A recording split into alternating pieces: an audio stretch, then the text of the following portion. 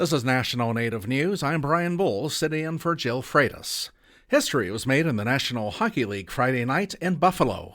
The Toronto Maple Leafs had the first overall pick of the NHL draft, and they selected Gavin McKenna, only the second Indigenous player to ever be drafted at the top spot. Dale McCourt, also Indigenous, was taken number 1 by the Detroit Red Wings in 1977. More from Dan Karpenchuk in Toronto. Although the draft was in Buffalo, fans in Toronto watching on the big screen at the Scotiabank Arena went wild after the announcement that their team was choosing Gavin McKenna, born in Whitehorse.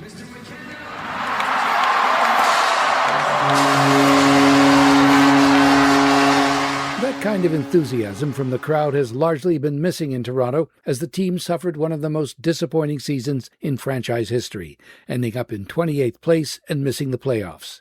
The next day, McKenna, the star rookie, got to meet the Toronto media for the first time, where he was asked about his immediate plans. Yeah, I'm going to the Jays game tonight. I've never been to a baseball game, so obviously a Blue Jays fan, so I'm looking forward to that. And yeah, I don't know, I think just kind of hanging out, chilling out. I think dev camp starts up pretty quick, so got to make sure I'm ready for that. And yeah, just hanging out. McKenna from a Yukon First Nation has been on the radar of NHL scouts for years, since he was 14 years old. When he jumped to the Western Hockey League's Medicine Hat Tigers, over 2 seasons he racked up 97 and 129 points consecutively. At the end of the 24-25 season, he ended up winning Rookie of the Year, WHL Player of the Year, CHL Player of the Year, and Under-18 World Championship gold medal, and more. He then committed to playing for Penn State in NCAA hockey during his draft season. Analysts say he has a high-end hockey IQ with an ability to manipulate defenders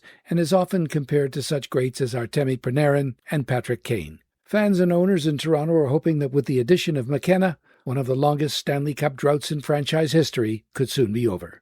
For National Native News, I'm Dan Karpenchuk. The Confederated Tribes of the Umatilla Indian Reservation is holding a special summit next week, organized by its Family Violence Services Program. Desiree Coyote is the FVS program manager.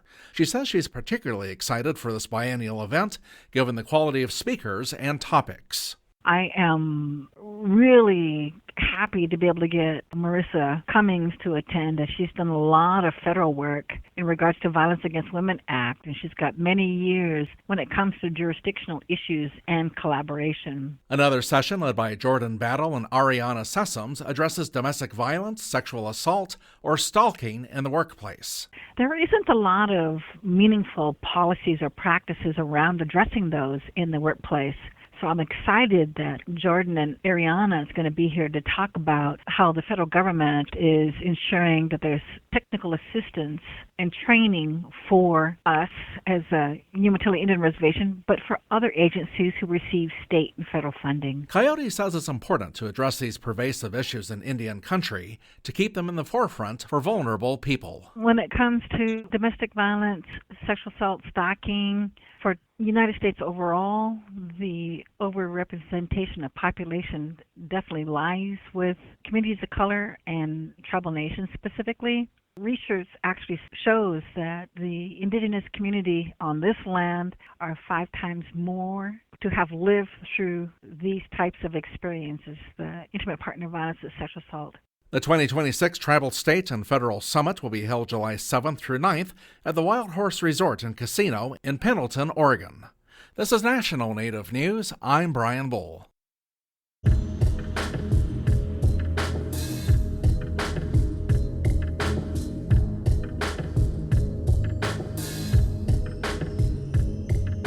National Native News is produced by Kawanak Broadcast Corporation with funding by the Corporation for Public Broadcasting. Grand Canyon Conservancy fosters visitor engagement with the landscape, and the Grand Canyon Conservancy Field Institute provides adventures designed with Grand Canyon National Park. More at grandcanyon.org. Grand Canyon Conservancy supports this show. Support by Sonosky Chambers Law, championing tribal sovereignty and Native American rights since 1976. From opioids litigation to treaty rights to tribal self-governance. With offices in Washington, D.C., New Mexico, California, and Alaska. Sonosky Chambers Law.